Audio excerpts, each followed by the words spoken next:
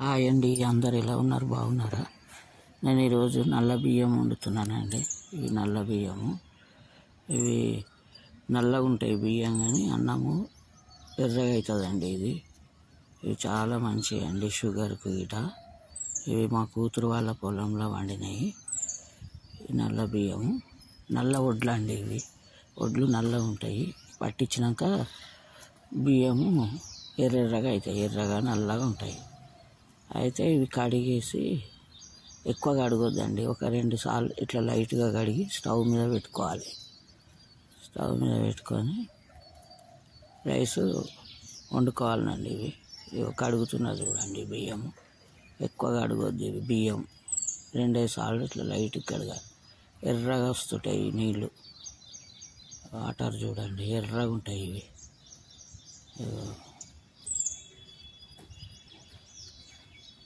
ఎక్కువ కలపొద్దండి. ఇవి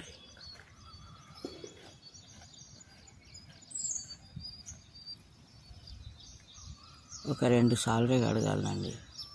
లైట్గా ఎక్కువ ఇట్లా కలపొద్దు. ఇవి బియ్యం కలపకుండానే కడిగేసుకోవాలి. నీళ్ళు పట్టేసి కొంచెం చెయ్యి ఇట్లా అనేసి కడిగేసేయాలి. చెయ్యితోటే ఇట్లా అనేసేయాలి. కడిగేసేసి స్టవ్ మీద పెట్టుకోవాలండి. ఈ బియ్యము వాటర్ పోసి తగినంత వంపొద్దు, గంజి వంపొద్దు అన్నట్టు. ఇవి కరెక్ట్గా వాటర్ పెట్టుకోవాలి. ఒక గ్లాసుకు ఒక 2 గ్లాసులు పెట్టుకుంటే సరిపోతుంది. సేమ్ మనం రైస్ వండుకున్నట్టే.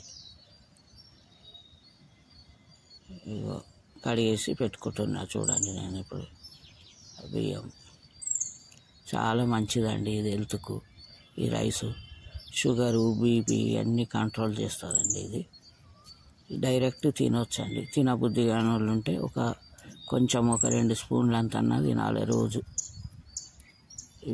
ఈ అన్నం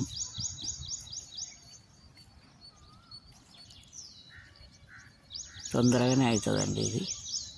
ఇది మా కూతురు వాళ్ళ పొలంలో వండించారండి. బియ్యము చాలా మంచిదండి హెల్త్కి. అయితే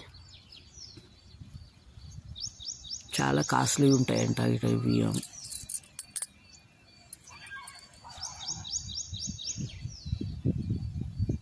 ఉడుకుతుంది చూడండి. ఇప్పుడు ఆర్గానిక్ అండి. అన్నీ అవి పంటలు, వాళ్ళు కూరగాయలు, వడ్లు, బియ్యము అన్నీ ఆర్గానికే పండిస్తారండి. వాళ్ళు తన ఆవులు ఉన్నాయి, ఆవు నెయ్యి తయారు చేస్తారు. మళ్ళా ఆవు పాలు ఇవన్నీ అమ్ముతారండి వాళ్ళు. అన్నీ ఆవు పేడతోటే పండిస్తారు. ఇది మందులు కొట్టకుండా ఈ రైసు. ఇగో ఉడుకుతుంది చూడండి. నీళ్ళు కరెక్ట్గా పెట్టుకోవాలి, వంపకుండా అయిపోతుంది.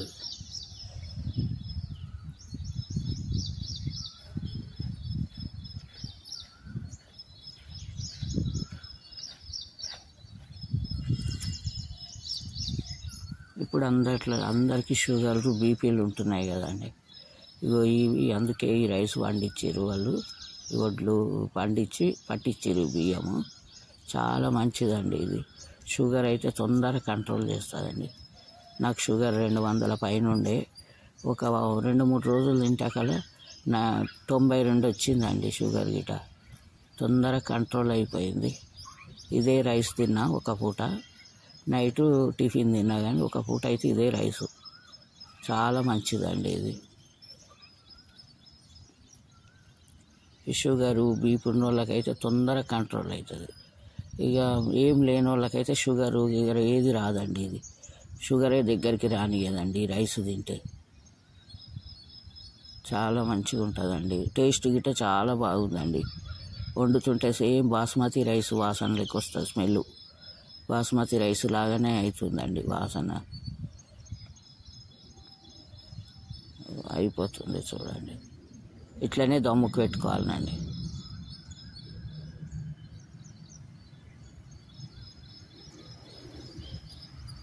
వాళ్ళు అన్నీ ఆర్గానికే పండిస్తారండి మా కూతురు వాళ్ళు. ఎందుకంటే ఇప్పుడు మందులు కొట్టినవి మంచిగా ఉంటలేవని ఆర్గానిక్ బియ్యం ఇవన్నీ కూరగాయలు కానీ అన్నీ పండిస్తారు. అవే పండిస్తారు. టమాటాలు, బీరకాయలు, అన్నీ వంకాయలు అన్నీ ఆవు పేడ వేసి పండిస్తారండి. Organic, full organic. ఇగో నేను రైస్ పెట్టుకున్నా చూడండి. అయినాక ఇది రైస్ ఇట్లా అయింది. అయినాక ఇగో పప్పు వేసుకొని తింటున్నా చూడండి. పప్పు కానీ సాంబార్ కానీ కర్రీస్ కానీ తినొచ్చండి. మంచిగా ఉంటుందండి, చాలా టేస్ట్ ఉంటుంది. రైస్ గిట్ట చాలా బాగుంటుందండి. ఇక నచ్చితే లైక్ చేయండి, షేర్ చేయండి, సబ్స్క్రైబ్ చేసుకోండి. ఇట్లాంటి బియ్యం తినండి, చాలా మంచిదండి. అందరికీ ఆరోగ్యము బాగుంటుందండి.